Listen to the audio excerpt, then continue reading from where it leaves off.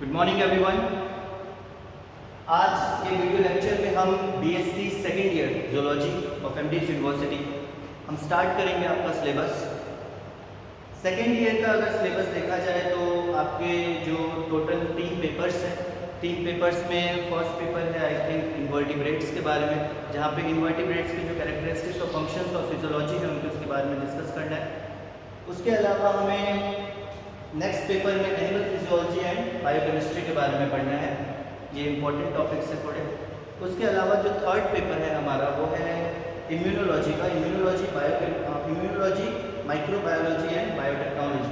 तो माइक्रोबायोलॉजी और biotechnology brief में दे रखा है, ज़्यादा डिटेल नहीं है, बट हाँ इम्यूनोलॉजी डिटेल में दे रखा है, तो इसके बारे में हमें थोड़ा सा डिस्कस करना है। सो आज जो हम स्टार्ट करेंगे वो ऑनलाइन वीडियो लेक्चर्स में अपने एनिमल फिजियोलॉजी और बायोकेमिस्ट्री स्टार्ट करेंगे। एनिमल फिजियोलॉजी और बायोकेमिस्ट्री 2 पार्ट्स में डिवाइड किया गया है और दोनों को साथ में पढ़ना ज़रूरी है। बायोकेमिस्ट्री जो है वो ह्यूमन फिजियोलॉजी का एक हिस्सा है। केमिकल कॉम्पोजिशन यहाँ पे ज़्यादा है क्योंकि वो बायोकेमिस्ट्री है, पर हमारे शरीर के अंदर बिना केमिकल्स, बिना केमिकल रिएक्शंस के कोई काम होता नहीं, ठीक है। तो बायोकेमिस्ट्री भी पढ़नी बहुत ज़रूरी है। एनिमल फिजियोलॉजी की बात करें तो यहाँ पे हमें ह्यूमन बॉडी से रिलेटेड जितने भी फिजियोलॉजिकल फंक्शंस हैं उन सब के बारे में स्टडी करनी है। हमें डाइजेशन के बारे में, सर्कुलेशन के बारे में, रेस्पिरेशन के बारे में, एक्सक्रीशन के बारे में, देन उसके बाद नर्वस सिस्टम के बारे में, मसल कॉन्ट्रैक्शन के बारे में, हमारा एक्सोक्राइन सिस्टम जो है, हमारा एंडोक्राइन सिस्टम जो है, इन सब के बारे में हमें पढ़ना है, ठीक है। इन सब के बारे में हम 1 बाय 1 डिटेल में डिस्कशन करेंगे। और आज का जो वीडियो लेक्चर है, सबसे पहला जो आपका चैप्टर है, सबसे पहला जो टॉपिक दे दिया हुआ है वो है ऑस्मोरेगुलेशन एंड मेम्ब्रेन परमिएबिलिटी। इसके बाद डाइजेशन स्टार्ट होगा। ये चैप्टर पढ़ना ज़रूरी है। ज़रूरी इसलिए है कि थोड़ा सा आपको कुछ नॉर्मल चीज़ें उनके बारे में पता होना चाहिए। शरीर के अंदर जो भी हमारा मेटाबॉलिक फंक्शन होता है वहाँ पे ट्रांसपोर्टेशन का बहुत बड़ा रोल होता है, ठीक। जब हम डाइजेशन पढ़ेंगे, ठीक, डाइजेशन पढ़ते समय जब हम ये पढ़ेंगे कि कोई मॉलिक्यूल है उसको किसी पर्टिकुलर ऑर्गन के द्वारा एब्जॉर्ब कर लिया, फिर आप कंफ्यूज हो जाओगे कि एब्जॉर्ब कर दिया का क्या मतलब। तो अगर आपको ट्रांसपोर्टेशन अच्छे से समझ में आ जाएगा, अगर आप ट्रांसपोर्टेशन अच्छे से समझ लोगे, पढ़ लोगे, तो आपको उन चीज़ों में डिफिकल्टी नहीं होगी। छोटा सा चैप्टर है, ज़्यादा मुश्किल नहीं है, और फर्स्ट ईयर में आपने इसको ऑलरेडी पढ़ रखा है। सेल बायोलॉजी का फर्स्ट चैप्टर जो था, या सेल बायोलॉजी में ही स्टार्टिंग में आपने ये चीज़ें पढ़ रखी है कि ट्रांसपोर्ट कौन कौन से होते हैं, सेल मेम्ब्रेन क्या होता है, सेल मेम्ब्रेन की कॉम्पोजिशन क्या होती है, ये सारी चीज़ें पढ़ रखी है। तो हम सेल मेम्ब्रेन के बारे में नहीं पढ़ेंगे, हम मेम्ब्रेन परमिएबिलिटी के बारे में पढ़ेंगे, ठीक है, कि मेम्ब्रेन से ट्रांसपोर्टेशन जो है किसी भी सब्सटेंस का वो किस प्रकार से होता है, ठीक, और कौन से सब्सटेंस हैं जो कि ट्रांसपोर्ट हो सकते हैं। परमिएबिलिटी एक शब्द है, परमिएबिलिटी जो शब्द है इसके बारे में हमें ज़्यादा डिटेल में पढ़ना है।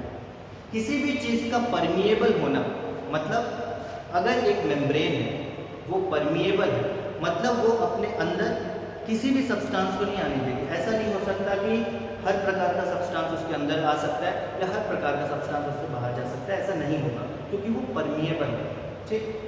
परमिएबल का मतलब होता है कि हाँ पैसेज जो है वो बन रहा है।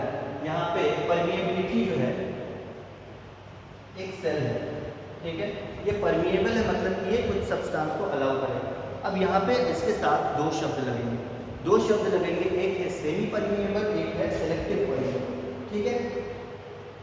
अब यहाँ पे एक चीज़ आप देखो कि जब हम परमिएबिलिटी की बात करते हैं तो कुछ फंक्शंस आते हैं। फंक्शंस आते हैं मतलब परमिएबिलिटी है तो किस आधार पर, मतलब कौन से सब्सटेंस है जो अंदर जा सकते हैं। तो अब यहाँ पे परमिएबिलिटी डिपेंड किस चीज़ पे करती है, परमिएबिलिटी डिपेंड करती है जो सेल मेम्ब्रेन है उसका स्ट्रक्चर कैसा है। परमिएबिलिटी डिपेंड्स अपॉन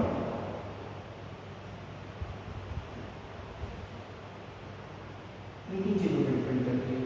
सबसे पहले स्ट्रक्चर ऑफ सेल मेम्ब्रेन, जो भी मेम्ब्रेन है उसका स्ट्रक्चर कैसा है तो उस पर डिपेंड करती है कि कौन सा सब्सटेंस अंदर जाएगा, कौन सा सब्सटेंस नहीं जा पाएगा। उसके बाद physical composition and chemical composition of the molecule that has to be transported, ठीक है। यहाँ पे आपको याद रखना है कि केमिकल कॉम्पोजिशन और फिजिकल कॉम्पोजिशन भी जो है वो जरूरी है। फिजिकल कॉन्स्टिट्यूएंट ऑफ मॉलिक्यूल, जिस मॉलिक्यूल को ट्रांसपोर्ट होना है, जिस मॉलिक्यूल को अंदर जाना है या बाहर आना है, उसका फिजिकल कॉन्स्टिट्यूएंट कैसा है, उसका स्ट्रक्चर कैसा है, उसका साइज कैसा है, उसका वेट क्या है, ये सारे जो है फिजिकल कॉन्स्टिट्यूएंट है। वो कितना पोलर है या वो नॉन पोलर है, वो चार्ज उसका कैसा है, पॉजिटिव है, नेगेटिव है, इन सारी चीज़ों पर डिपेंड करेगा फिजिकल कॉन्स्टिट्यूएंट। उसके अलावा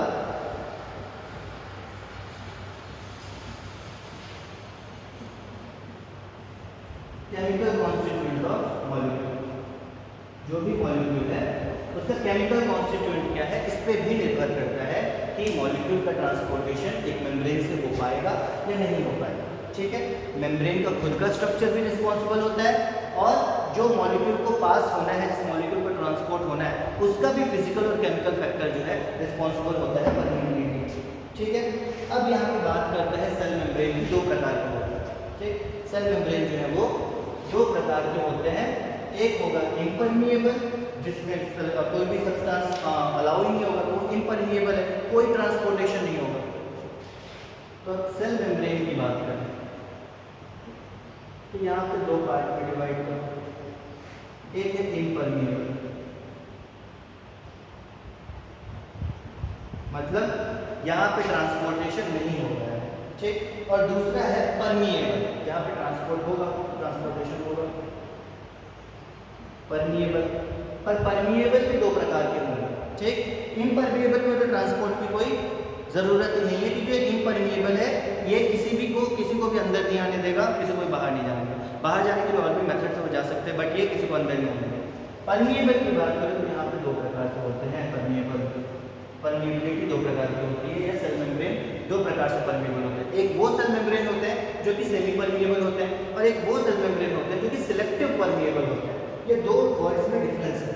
ठीक है, तो आप लिखो दो टाइप, सेमी परमिएबल और दूसरा selective permeable.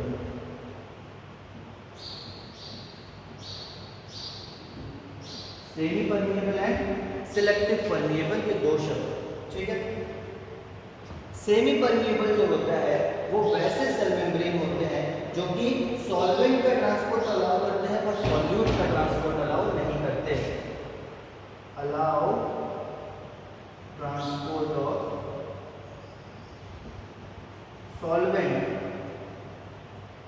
But not solute. Solute solvent का कॉन्सेप्ट आपको पता होगा। सॉल्वेंट जो है उसका ट्रांसपोर्ट हो जाता है, सॉल्यूट का ट्रांसपोर्ट नहीं होगा। मतलब कोई मीडियम जिसमें किसी चीज़ को मिक्स करना है, जैसे कि एक गिलास पानी है और चीनी है, 2-3 चम्मच आपके पास। ठीक है, 2 चम्मच चीनी है, 1 गिलास पानी है। तो पानी जो है वो क्या है, सॉल्वेंट है, क्योंकि पानी के अंदर चीनी मिलेगा, और चीनी क्या है, सॉल्यूट है। ठीक, तो यहाँ पे यही है, अगर पानी और चीनी दो की बात करें, उन दोनों को यहाँ पे दिया जाए तो पानी जो है वो तो ट्रांसपोर्ट हो जाएगा, पर चीनी जो है वो ट्रांसपोर्ट नहीं हो पाएगा। तो यही बोला जा रहा है कि सॉल्वेंट जो है वो ट्रांसपोर्ट हो जाएगा और सॉल्यूट जो है वो ट्रांसपोर्ट नहीं हो पाएगा। दूसरी बात करें सिलेक्टिव परमिएबल। सिलेक्टिव वर्ड आ गया, दैट मीन्स कि ये कुछ चीज़ों को अलाउ करेगा, कुछ चीज़ों को अलाउ नहीं करेगा। ठीक है, तो it allow only selective substances to pass through, allows only selective substances to pass through। मतलब कुछ सिलेक्टिव सब्सटेंसेस ही होंगे जो कि पास कर पाएंगे। ठीक है, वो सिलेक्टिव सब्सटेंसेस कोई भी सॉल्यूट हो सकता है, वो सिलेक्टिव सब्सटेंस कोई भी सॉल्यूट हो सकता है। अच्छा, अब सिलेक्टिव कैसे? सिलेक्टिव वो किसी से आधार पर करेगा, उसके पीएच के आधार पर सिलेक्ट करेगा, उसके चार्ज के आधार पर सिलेक्ट करेगा, उसके पोलैरिटी के आधार पर जज करेगा। पोलैरिटी मतलब वो पानी में मिक्स हो सकता है, पानी में मिक्स नहीं हो सकता, वो हाइड्रोफिलिक है या वो हाइड्रोफोबिक है, इस आधार पर जज किया जाएगा। उसके अलावा उसका शेप कैसा है, उसका साइज कैसा है, ऐसे कुछ कैरेक्टर हैं जिस आधार पर उसको सिलेक्ट किया जाएगा और कुछ मॉलिक्यूल्स को पास होने दिया जाएगा, कुछ मॉलिक्यूल्स को पास नहीं होने दिया जाएगा। ठीक है। पर यहाँ पे क्या है, यहाँ पे अगर सॉल्यूट है वो पास नहीं हो सकता, भले उसका साइज शेप कुछ भी हो, और सॉल्वेंट है वो पास हो जाएगा भले उसका साइज शेप कुछ भी हो। ठीक है, तो सॉल्वेंट पास हो जाएगा, सॉल्वेंट पास नहीं हो पाएगा in case of semi permeable, और कुछ सिलेक्टिव सब्सटेंस पास हो जाएंगे in case of selective permeable. ठीक है, फिर आगे हम बात करें तो ट्रांसपोर्टेशन के जो अलग अलग टाइप के मेथड्स आपको पढ़ने, ट्रांसपोर्टेशन के डिफरेंट काइंड ऑफ मेथड्स जो है वो आपको पढ़ने हैं, आपने पहले भी पढ़े हैं। ट्रांसपोर्टेशन के मेथड्स की बात करें तो आपको डिफ्यूजन पढ़ना है, आपको पैसिव ट्रांसपोर्ट पढ़ना है, आपको एक्टिव ट्रांसपोर्ट पढ़ना है, आपको फैकल्टेटिव ट्रांसपोर्ट या फिर मीडिएटेड ट्रांसपोर्ट पढ़ना है, उसके साथ ही साथ आपको ऑस्मोसिस भी पढ़ना है। ठीक, ये सारी चीज़ें आपको मेम्ब्रेन ट्रांसपोर्ट सिस्टम में पढ़नी है, किस प्रकार से मेम्ब्रेन से एक तरफ से दूसरी तरफ चीज़ों का, सब्सटेंस का, मॉलिक्यूल्स का आवागमन होता है, वो किस तरह से बैरियर को पार करते हैं, ये सारी चीज़ें हमें पढ़नी है। Diffusion, passive transport, active transport, facultative और मीडिएटेड ट्रांसपोर्ट, और साथ ही साथ ऑस्मोसिस। ठीक है, अब यहाँ पे हम एक चीज़ बात करते हैं कि सब्सटेंस जो है, कोई भी सब्सटेंस वो सॉलिड है या लिक्विड, उस आधार पर इसको दो भाग में डिवाइड किया गया है ट्रांसपोर्टेशन। ठीक है, अब यहाँ पे सॉलिड लिक्विड भी बाद में कॉन्सेप्ट आएगा। कोई भी सब्सटेंस है उसका जो ट्रांसपोर्टेशन है वो अंदर की तरफ हो रहा है, मतलब जो सब्सटेंस है वो बाहर से अंदर की तरफ जा रहा है, बाहर मतलब आउटर एनवायरनमेंट से सेल के अंदर जा रहा है या सेलुलर एनवायरनमेंट से बाहर की तरफ आ रहा है। इस आधार पर दो भाग को हमने डिवाइड किया, एंडोसाइटोसिस सेल के अंदर जाना और एक्सोसाइटोसिस सेल से बाहर आना। ये दो टाइप्स में हमने डिसाइड किया मूवमेंट ऑफ मॉलिक्यूल्स के आधार पे, कि मूवमेंट ऑफ मॉलिक्यूल किस तरफ हो रहा है, सेल के अंदर की तरफ हो रहा है तो एंडोसाइटोसिस, सेल से बाहर की तरफ हो रहा है तो एक्सोसाइटोसिस। ठीक है,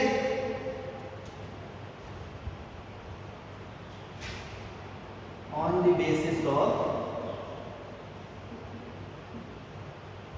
मॉलिक्यूल मूवमेंट, मतलब मूवमेंट सेल के बाहर से सेल के अंदर की तरफ है या सेल के अंदर से सेल के बाहर की तरफ, दो टाइप्स में।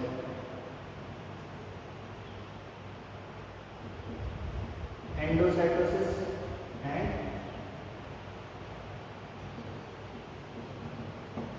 एक्सोसाइटोसिस। एंडोसाइटोसिस और एक्सोसाइटोसिस ये दो प्रकार के मूवमेंट हो सकते हैं, ट्रांसपोर्ट हो सकते हैं। अगर सेल से बाहर से अंदर की तरफ आ रहा है तो एंडोसाइटोसिस, और अगर सेल के अंदर से बाहर की तरफ जा रहा है तो एक्सोसाइटोसिस। ठीक है, अब यहाँ पे बात करते हैं एंडोसाइटोसिस की। एंडोसाइटोसिस में काम ये है कि अगर अंदर आने वाला सब्सटेंस सॉलिड है या लिक्विड है, उस आधार पर एंडोसाइटोसिस को दो भागों में डिवाइड किया गया है।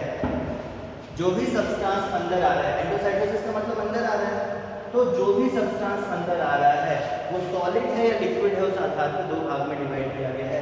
अगर सॉलिड हुआ तो फैगोसाइटोसिस और अगर लिक्विड हुआ तो पिनोसाइटोसिस। Phagocytosis and pinocytosis.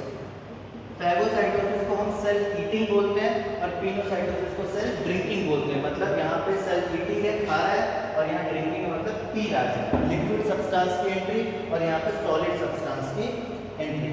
ठीक है, अब यहाँ पे फैगोसाइटोसिस जो होता है उसके तरीके होते हैं, किस प्रकार से फैगोसाइटोसिस होगा।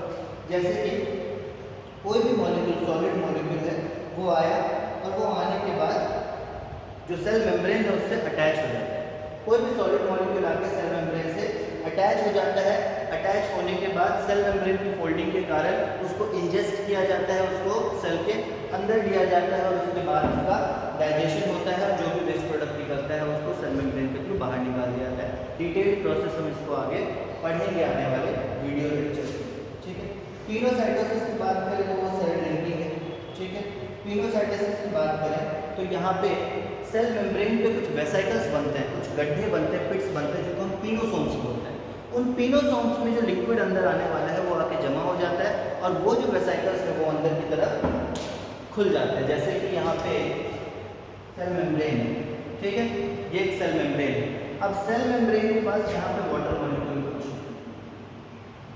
इस वाटर मॉलिक्यूल को अंदर जाना है, ये जो वाटर मॉलिक्यूल है इनको अंदर जाना है, कोई भी लिक्विड सब्सटेंसेस को अंदर जाना है। तो क्या होगा, यहाँ पे पिट बनेगी, अंदर की तरफ फोल्डिंग होगी सेल मेम्ब्रेन की, और ये पानी जो है ट्रांसफर हो जाएगा यहाँ पे। तो ये आ गया पानी, ठीक है। ये अंदर की तरफ गड्ढा बना, पानी जो है उस गड्ढे के अंदर जमा हो गया, और पानी गड्ढे के अंदर जब जमा हुआ उसके बाद ये गड्ढा जो है यहाँ से भर जाता है, ये इधर से बंद हो गया और ये अलग से यहाँ खुल के एक वेसिकल बन गया। अब ये वेसिकल अंदर की तरफ आ गया, ये गेंद की तरह ही हो गया, ये यहाँ से यहाँ आ रहा है, सेल की तरफ ट्रांसफर हो रहा है, इसके अंदर लिक्विड भरा हुआ है, ठीक है। उसके बाद क्या होगा,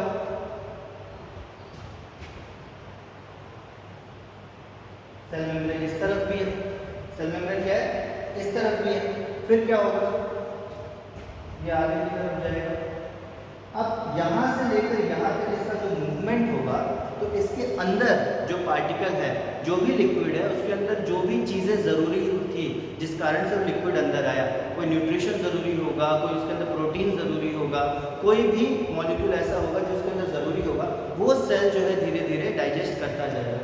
ये जो वेसिकल है आगे बढ़ता जाएगा और इस लिक्विड में से सेल जो है डाइजेस्ट करता जाएगा अपने काम की चीज़ें। उसके बाद जो वेस्ट प्रोडक्ट बचेगा वो भी इस वेसिकल के अंदर रहेगा, वो वेस्ट प्रोडक्ट आके वापस सेल मेम्ब्रेन से जुड़ेगा, सेल मेम्ब्रेन जो है वापस जो है अब यहाँ पे आके सेल मेम्ब्रेन से जुड़ा, ये जो वेसिकल है यहाँ से यहाँ आया और इस तरह से जुड़ गया और बाहर की तरफ खुल जाए और ये पानी है ये बाहर की तरफ आ जाएगा। इस तरह से ये सारा जो प्रोसेस है कंप्लीट होता है, इधर से अंदर निकला, इधर से अंदर गया, उधर से बाहर आ गया। तो ये जो बचा ये पिनोसोम है, ये पिनोसोम था, और पिनोसोम के बाद वो आगे चलते चलते जो भी रेसिड्यू बचा, जो भी वेस्ट प्रोडक्ट बचा, वो इस साइड से बाहर निकल गया। ये पिनोसाइटोसिस में चलता है, ठीक है। यहाँ पे उसको बोलते हैं इनवेजिनेशन और उसको बोलते हैं इवेजिनेशन। अंदर की तरफ आया इनवेजिनेशन, IN इनवेजिनेशन, बाहर की तरफ गया तो इवेजिनेशन, EVA, ठीक है। तो इस तरह से जो फंक्शन है वो चलता रहता है। उसके बाद एंडोसाइटोसिस में एक और चीज़ है, पिनोसाइटोसिस और फाइगोसाइटोसिस तो है ही है, उसके साथ एक और ज़रूरी पॉइंट है, that is receptor mediated endocytosis. Endocytosis में एक और ज़रूरी पार्ट है रिसेप्टर मेडिएटेड एंडोसाइटोसिस।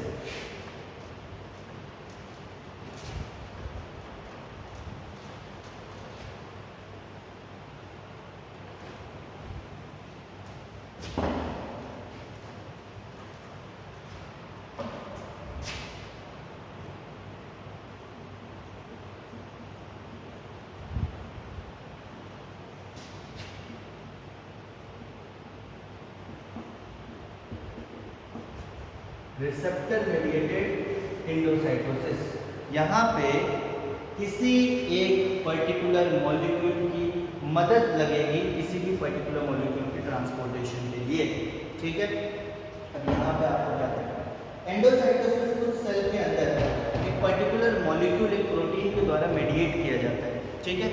एक मॉलिक्यूल या एक प्रोटीन रहता है जो कि मदद करता है दूसरे मॉलिक्यूल को अंदर जाने में, ठीक है। और वो मॉलिक्यूल क्या रहता है, क्लेथरीन। क्लेथरीन जो है प्रोटीन, ठीक है। क्लेथरीन जो है प्रोटीन है जो कि बड़े साइज के प्रोटीन को हेल्प करता है इंटरनल सरफेस में जाने के लिए, ठीक है।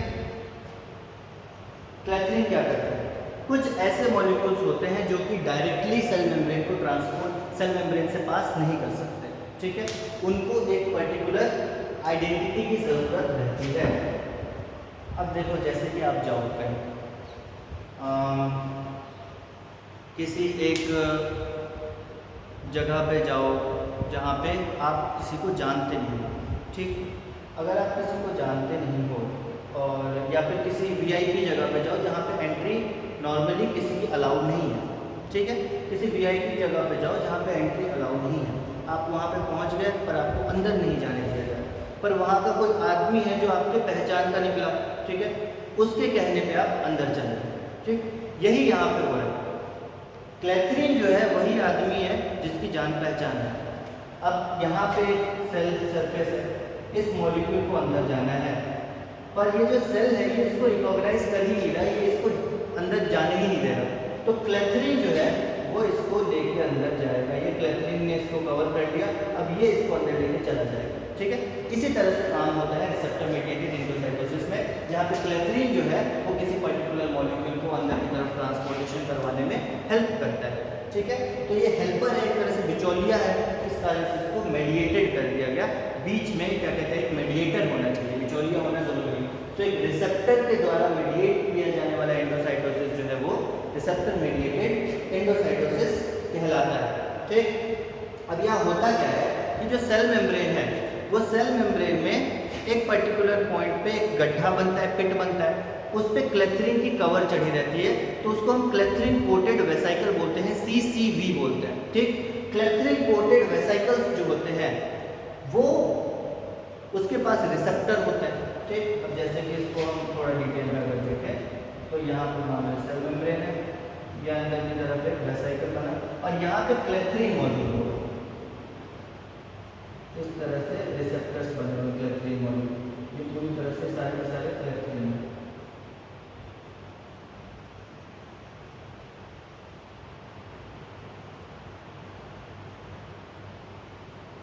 अब यहाँ पे हो क्या है, किसी मॉलिक्यूल को अगर अंदर जाना है तो वो क्या करेगा, वो आके यहाँ पे बाइंड करेगा, ये क्लेथरीन के साथ जो है मॉलिक्यूल बाइंड करते हैं, अलग अलग प्रकार के मॉलिक्यूल हैं।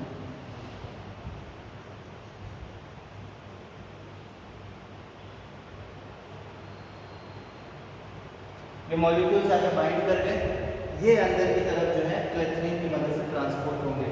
अब कैसे ये ट्रांसपोर्ट होंगे अंदर की तरफ, यहाँ पे रिसेप्टर्स मौजूद हैं, ये क्लेथरीन इस तरफ जो है इसका जो मुंह है वो अंदर की तरफ खुल जाएगा। ठीक है, इसका जो मुंह है वो अंदर की तरफ खुल जाएगा, जैसे ये सरफेस है, यहाँ पे क्लेथरीन है, यहाँ पे एक मॉलिक्यूल, यहाँ दूसरा मॉलिक्यूल, फिर तीसरा और यहाँ चौथा, ये 4 मॉलिक्यूल हो गए। चारों मॉलिक्यूल में क्लेथरीन जो है ऐसे होगा, यहाँ पर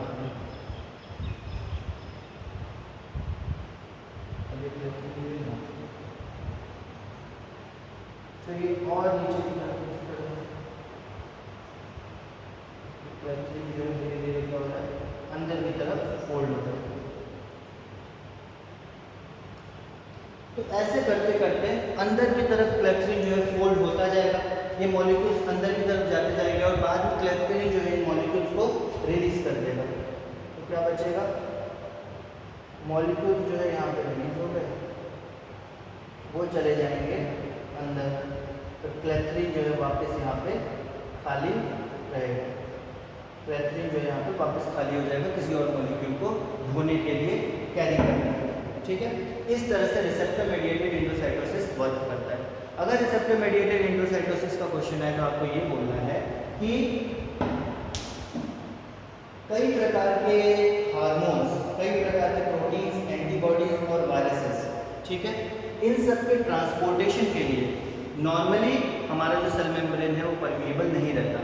तो इन चीज़ों के कई हार्मोन, कई प्रकार के प्रोटीन्स, कई प्रकार के एंटीबॉडीज, इनका जो ट्रांसपोर्टेशन है वो हमारे शरीर में एक पर्टिकुलर मेडिएटेड के द्वारा, एक पर्टिकुलर रिसेप्टर के द्वारा मेडिएट किया जाता है। क्लेथरीन का एक रिसेप्टर, ठीक है, रिसेप्ट कर रहा है ना, जोड़ रहा है किसी चीज़ को, ठीक, कैरी कर रहा है, तो एक रिसेप्टर के द्वारा मेडिएट किया जाता है। ठीक है, तो ये रिसेप्टर यहाँ पे क्लेथरीन हो गया, कोई मॉलिक्यूल आया हमारे शरीर में, मॉलिक्यूल क्या हो सकता है, कोई एंटीबॉडी हो सकता है, ठीक है, कोई प्रोटीन हो सकता है, कोई हार्मोन हो सकता है, उस क्लेथरीन के ऊपर आके बैठा, उस क्लेथरीन ने उसको पकड़ रखा है और उसके बाद उसको सेल के अंदर छोड़ दिया और उसके बाद खुद बाहर आ गया। इस तरह से जो प्रोसेस है ये कंटिन्यूस चलता रहता है। क्लेथरीन खुद जो है एक प्रोटीन है, ये आपको याद रखना है, तो ये नाम आपको याद रखना है, क्लेथरीन ये प्रोटीन है, ये भी आपको याद रखना है। और ये क्या करता है, रिसेप्टर मेडिएटेड एंडोसाइटोसिस में किसी पर्टिकुलर मॉलिक्यूल की ट्रांसपोर्टेशन में मदद करता है। ठीक है, ये सारी चीज़ें आपको नॉर्मली याद रखनी है। ये था आपका रिसेप्टर मेडिएटेड एंडोसाइटोसिस। उसके बाद बात करें एक्सोसाइटोसिस की। एक्सोसाइटोसिस दो प्रकार के होता है, एंडोसाइटोसिस तो हो गया, एक्सोसाइटोसिस दो प्रकार के होते हैं। एक होता है कैल्शियम डिपेंडेंट, जो कि कैल्शियम पे निर्भर करेगा, और एक होता है कैल्शियम इंडिपेंडेंट। ठीक है, कैल्शियम डिपेंडेंट और कैल्शियम इंडिपेंडेंट।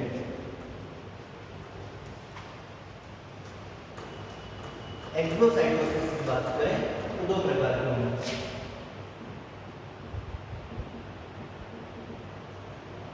पहला कैल्शियम डिपेंडेंट,